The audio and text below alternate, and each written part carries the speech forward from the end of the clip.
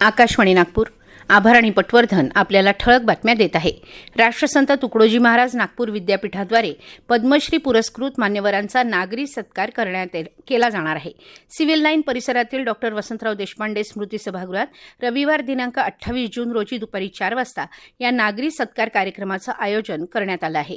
कार्यक्रमाला प्रमुख अतिथी म्हणून मुख्यमंत्री देवेंद्र फडणवीस यांची तर मुख्य अतिथी म्हणून भारताच्या सर्वोच्च न्यायालयाचे निवृत्त सरन्यायाधीश न्यायमूर्ती भूषण रामकृष्ण गवई यांची उपस्थिती राहणार आहे. एनटीपीसी मौदा इथं 1.4 मेगावॅट क्षमतेच्या ग्राउंड माउंटेड सौर ऊर्जा प्रकल्पासाठी सौर पॅनल बसवण्याच्या कामाला काल सुरुवात झाली. प्रकल्पाच्या अधोसंरचना कामांची पूर्तता झाल्यानंतर हा टप्पा गाठण्यात आला. हा प्रकल्प कार्यान्वित झाल्यानंतर एनटीपीसी मौदाच्या अक्षय ऊर्जा क्षमतेत वाढ होऊन स्वच्छ आणि शाश्वत ऊर्जा निर्मितीस चालना मिळणार आहे. प्राध्यापक महालनोबिस यांच्या जयंतीनिमित्त 29 जून रोजी नागपुरात 20वा सांख्यिकी दिवस साजरा करण्यात येणार आहे. सांख्यिकी व कार्यक्रम अंमलबजावणी मंत्रालयाच्या विविध विभागांच्या संयुक्त विद्यमानं भारतीय खान ब्युरो सिव्हिल लाईन्स इथं हा कार्यक्रम होईल.